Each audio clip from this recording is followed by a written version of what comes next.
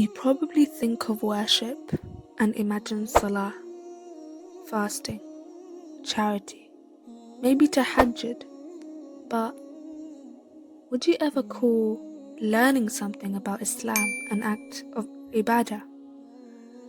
Would you call opening a book, listening to a lecture, or reflecting on a verse worship?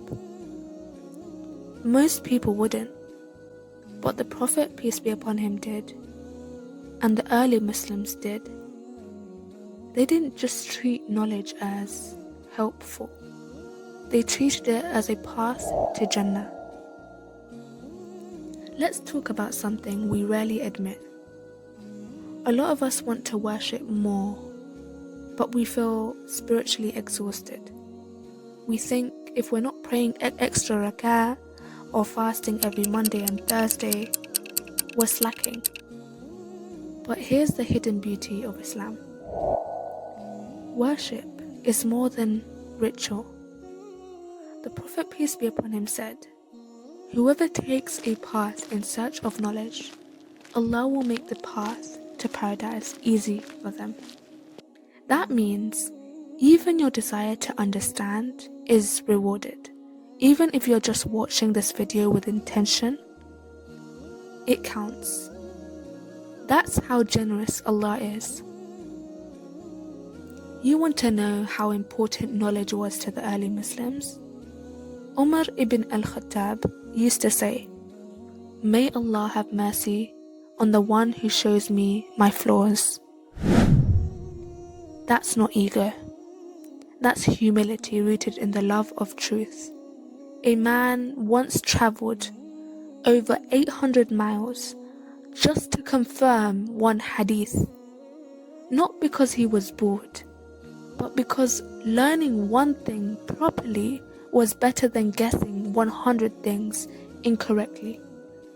When Aisha radiallahu anha spoke, the men would lower their voices, not because she was intimidating, but because they respected her knowledge more than their own status. And here's the part we forgot. They didn't just seek knowledge to teach others, they did it to clean their hearts. Let's pause and redefine what knowledge means. It doesn't mean you have to memorize all the hadiths or enroll in a 4-year Arabic program. It means you care about understanding your deen, not just doing Islam, but living it with eyes open.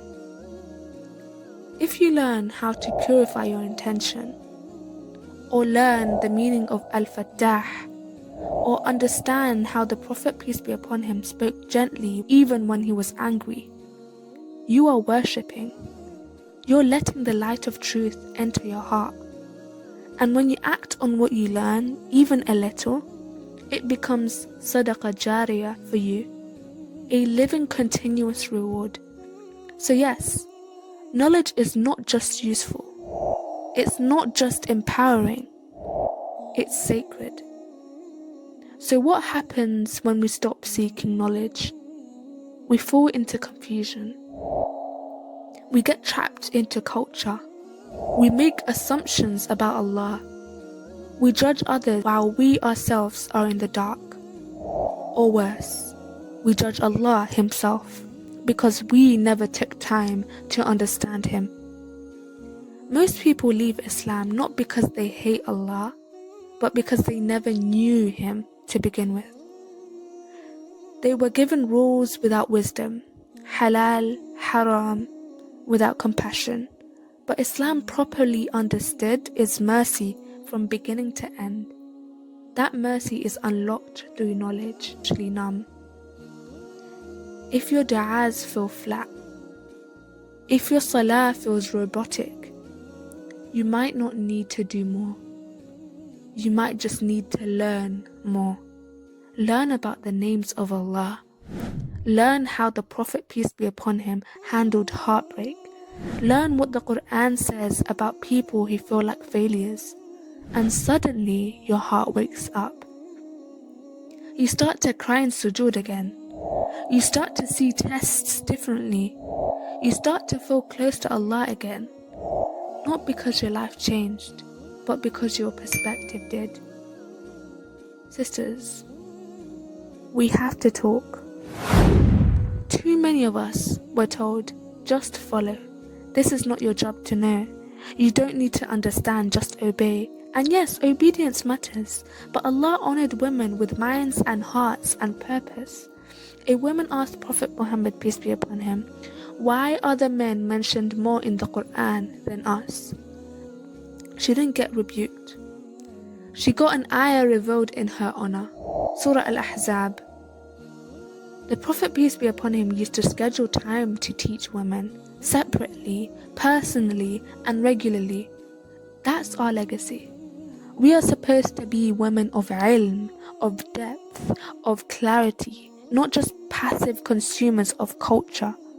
So, how do you actually start? Set your intention. Make niyyah. Ya Allah, I want to learn for you. That alone is an act of worship. Start small and stay consistent. Even if it's one ayah, one name of Allah, or 5 minutes of a podcast a day. Learn for yourself first. Not to teach, not to debate, not to argue, but to heal, to connect, to change. Join circles of knowledge, whether online or in person. Learning with others protects your intention and feeds your soul. Ask questions. Islam is not afraid of questions. The Qur'an itself asks over 1,000 questions. I'm going to leave you with this. Islam is not just a religion for the scholar. It's for the mother changing diapers, for the student in crisis, for the women who can't even pray right now, but still wants to feel close to Allah. And seeking knowledge is your door. You're not too late. You're not too busy. You're not too far gone. As long as you're seeking, you're worshipping. And as long as you're worshipping, you're walking the path to Jannah. I want to tell you something I wish someone told me years ago. You were never meant to follow Islam blindly. You were meant to understand it. And not in a textbook way, but in a soul-deep, light-filling, heart-awakening kind of way. This deen wasn't sent down to confuse you. It was sent to liberate you. Seeking knowledge isn't just about learning rules. It's about meeting your Lord through clarity. It's about knowing how much He loves you and knowing what He asks of you, not through fear, but with purpose. When you learn something about your deen, it's not just your brain that lights up, it's your heart. Suddenly, that surah you always recite in salah means something new. That test you went through makes more sense. That wound that wouldn't heal feels softer. You start seeing Allah's mercy in the tiniest things, in your mistakes, in your regrets, even in the silence between your du'as. And here's the part that no one tells you. The journey to knowledge is not linear. You'll forget things. You'll have questions that shake you. You'll compare yourself to people who know more. But Allah doesn't grade you on how many books you've read. He looks only at your effort, your sincerity. The fact that you're still trying when it would be easier to numb out means so much. So don't wait for the perfect mood, or a group of friends, or the right class. Start now. Open the Qur'an and read one verse with meaning. Listen to one explanation of a name of Allah. Ask a question that's been buried in your chest for years, and tell yourself, I'm worshipping by learning. Even this moment is beloved to Allah.